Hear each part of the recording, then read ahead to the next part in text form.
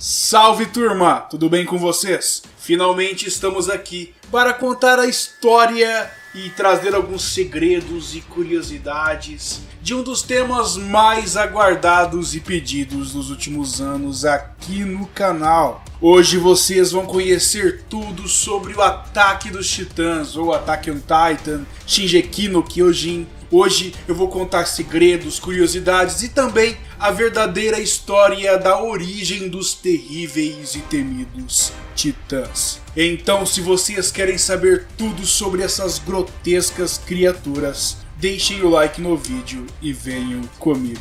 Eu sou o Johnny e sejam todos bem-vindos ao canal Mysterium TV.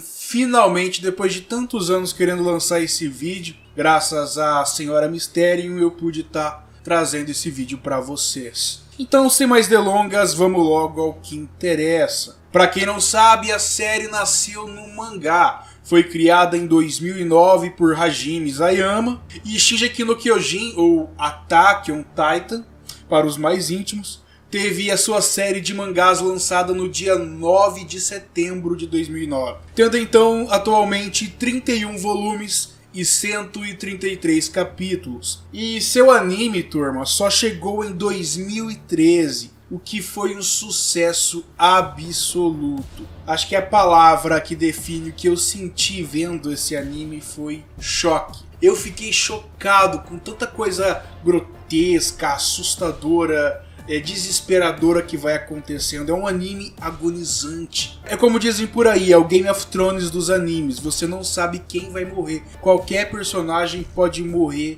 em qualquer momento aí da série e pegar todo mundo de surpresa. E voltando ao anime, a sua segunda temporada só saiu depois de 4 anos. E ela veio com grandes revelações. E então, em 2018, teve a terceira temporada, que também foi muito impactante. A franquia chamou tanta atenção que ganhou até mesmo jogo para videogame e filme. E agora a quarta e última temporada do anime saiu em dezembro de 2020. E com certeza esta última temporada nos promete muitas revelações chocantes sobre a história. E claro, não tem como negar que alguns dos principais antagonistas de toda a trama são os terríveis e asquerosos Titãs. Mais ou menos, ainda existem outros inimigos por aí. Os assustadores e chocantes Titãs tratam-se de criaturas humanoides gigantes,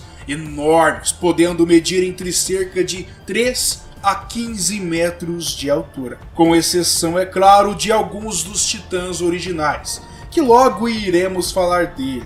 E também do Titã Rod Reis, que chegou a absurdos 170 metros de altura. E claro, tendo como principal característica do fato de se alimentarem exclusivamente de carne humana. Eles ignoram completamente todos os outros tipos de animais, devorando apenas os seres humanos. E a série mostra eles capturando pessoas, devorando elas, mastigando, engolindo. É pesado, é chocante, turma. E eles não fazem isso para sobreviver. Logo vou explicar por que eles fazem isso. Um fator que é realmente muito necessário para a sobrevivência dos Titãs é a absorção de luz e energia solar. E apesar de aparentarem possuir uma aparência humana, além de sua altura, os Titãs também possuem inúmeras características que diferem eles dos demais seres humanos, sendo algumas delas é que a grande maioria dos Titãs possuem uma aparência masculina, com pouquíssimas exceções, como a Titã fêmea de Annie Lionheart e do Titã fundador de Frida Reis. Porém, tanto faz, né, já que eles não possuem órgãos sexuais. Outra característica marcante dos Titãs é de que os mesmos não possuem inteligência ou racionalidade. São apenas animais atacando por impulso e instinto. É mais por um impulso, mas a gente chega lá. São desse tipo de titãs conhecidos como titãs puros, e eles agem apenas sempre com essa ferocidade e fome e impulso, e são incapazes de possuir raciocínio e fala, com algumas raríssimas exceções já mostradas. e também o único titã em todo anime e mangá que possui naturalmente habilidade de falar, é o Titã Bestial, um dos titãs originais.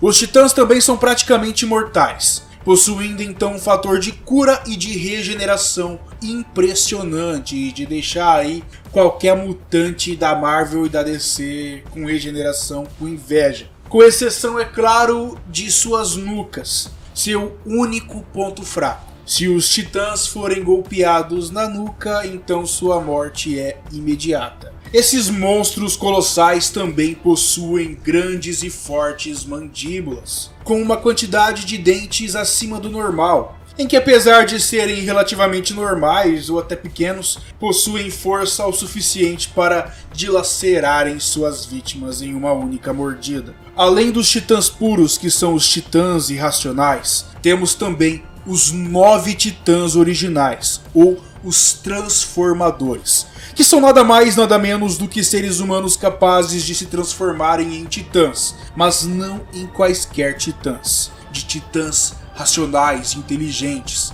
e com habilidades incomuns e especiais que os diferem de quaisquer outros titãs puros e até mesmo deles mesmos, cada um com sua habilidade diferente. E os 9 titãs são o Titã de Ataque, que atualmente pertence ao protagonista do anime, Eren. Temos também o Titã Colossal, que atualmente se encontra com Armin, e anteriormente a Bertold. A Titã Fêmea, que se encontra no momento com Anne Lionheart, o Titã Encouraçado de Reiner, o Titã Mandíbula, que atualmente se encontra com Falco, e anteriormente era de Ymir. O Titã Bestial, que está com Zeke, o Titã Fundador, que atualmente se encontra com Eren também, e anteriormente a seu pai e a Frida, e o Titã Quadrúpede, que se encontra com Pieck. E por fim o Titã Martelo de Guerra, que no momento também se encontra com Eren, e anteriormente com a irmã de Willy. Todos esses 9 titãs originais, turma, descendem e se originaram diretamente da primeira grande titã que existiu na Terra, Ymir Fritz, e logo iremos falar sobre ela também. Quando estão na forma humana original, os portadores dos titãs apenas devem se ferir para conseguirem assumir suas formas de titãs. Eis que acontece uma grande transformação. Já por outro lado, a única forma de um titã puro conseguir retornar à sua forma humana é ingerindo e consumindo a carne e principalmente a coluna vertebral de um portador de um titã original. Sendo assim, tomando para si os seus poderes, a sua humanidade acaba retornando e a habilidade de se transformar em um dos 9 titãs originais. E é isso mesmo que vocês perceberam. Quem já conhece o anime tá cansado de saber, mas quem é novo no anime ou tá querendo conhecer para poder assistir o anime, se bem que tá vendo um tremendo de spoiler, né? Todos os titãs puros antes eram seres humanos que acabaram de ser transformados.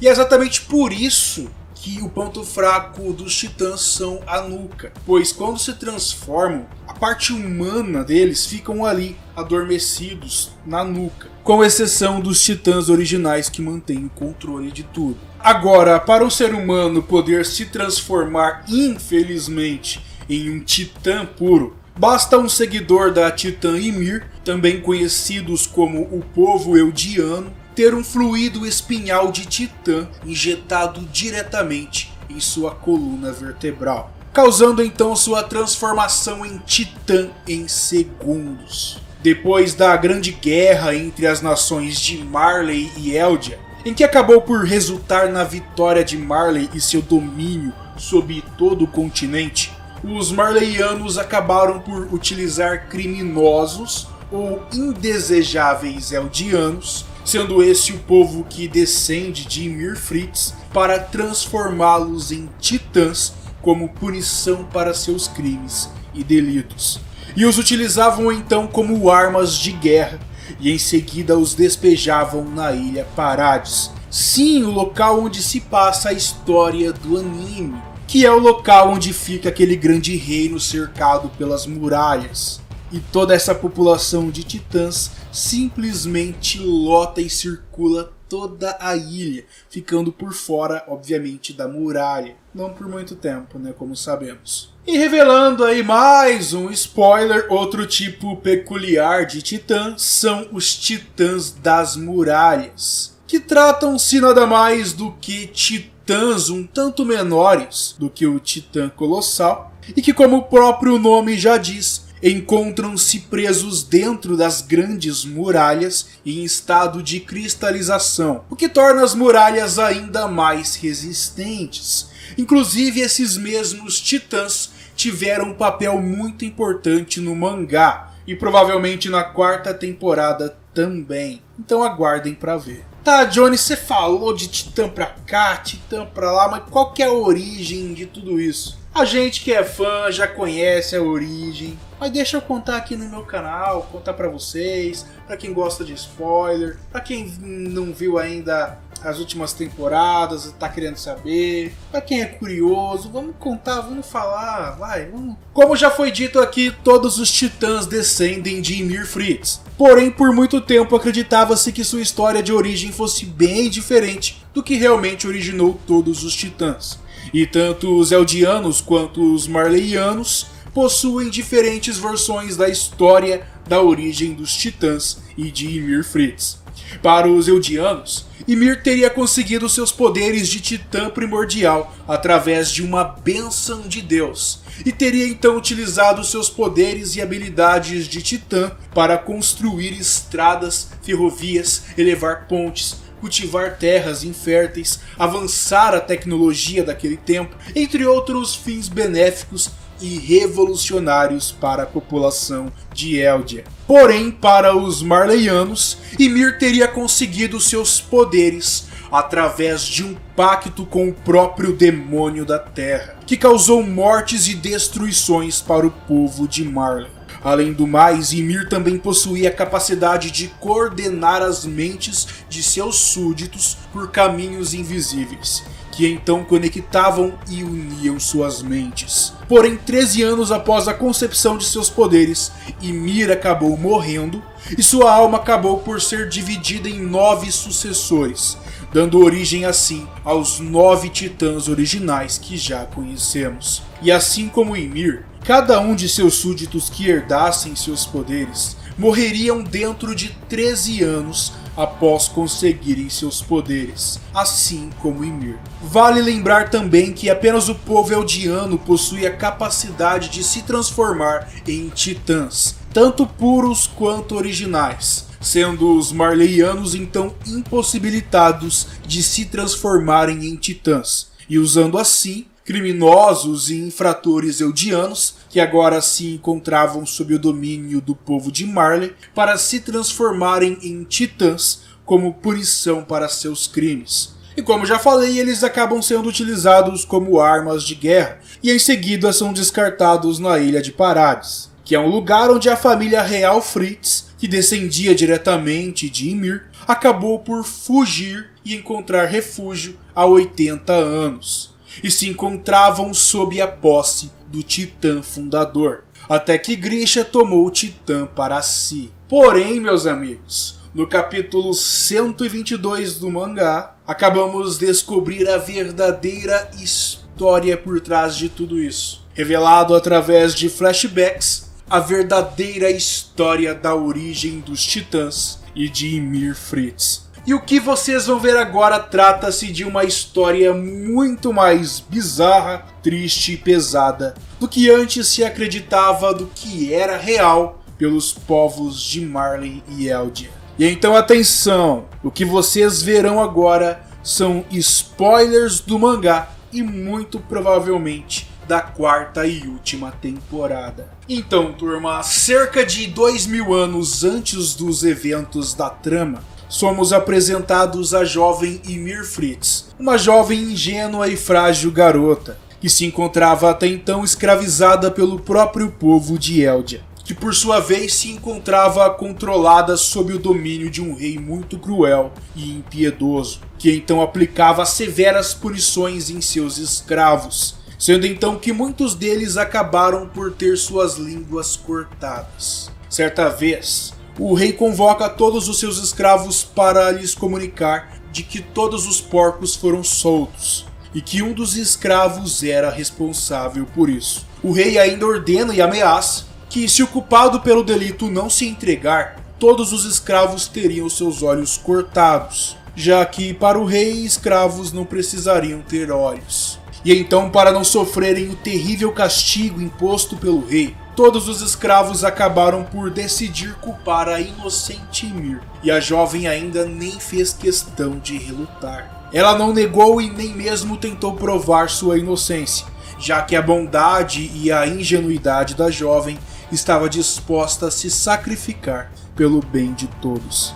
Sendo assim, ao invés de ter seus olhos arrancados, Ymir acaba por ser liberta, entre aspas, na floresta. Porém, após sua libertação, Ymir acaba por ser caçada pelo rei e seus soldados, juntamente com cães de caça que atacavam brutalmente a garota, enquanto flechas eram disparadas contra ela. E então, já quase na beira da morte, Ymir acaba encontrando uma gigantesca árvore oca, e a jovem não vê outra opção a não ser buscar refúgio dentro desta árvore. Mortalmente ferida e enfraquecida, Ymir desmaia e cai dentro de um grande lago que se encontrava dentro da tal árvore.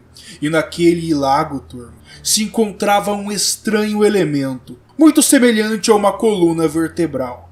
E no mesmo instante, esse mesmo elemento acaba parasitando o corpo de Ymir e se fundindo em suas costas. E então, num instante, Ymir se transforma na primeira e mais poderosa de todas as titãs. Medindo cerca de colossais absurdos 240 metros de altura, a titã de Ymir Fritz possuía uma aparência cadavérica, com suas costelas e alguns músculos de sua perna à mostra, enquanto seu rosto não era nada mais nada menos do que uma caveira, mantendo apenas seus cabelos loiros como parte de sua aparência original. Ou seja, turma, todas as ilustrações anteriores de Ymir, que a retratavam como uma imagem divina e de uma bela mulher, não passava de meras romantizações. Já totalmente curada e com seus graves ferimentos regenerados, e já de volta à sua forma humana, Ymir retorna para seu rei, pois mesmo possuindo um poder divino e inimaginável, Ymir nunca aprendeu o que era se rebelar ou o que era independência, mas sim sempre foi ensinada a servir e a se submeter. E a mesma sabia que seus poderes imensuráveis e divinos poderiam ser úteis e trariam benefícios ao seu rei e ao povo. E sim, turma, Ymir de fato construiu pontes, salvou seu povo da fome e da miséria e deu origem a uma grande revolução industrial. Porém, fez tudo às ordens do rei, pois nunca deixou de ser escrava e submissa a seu suzerano.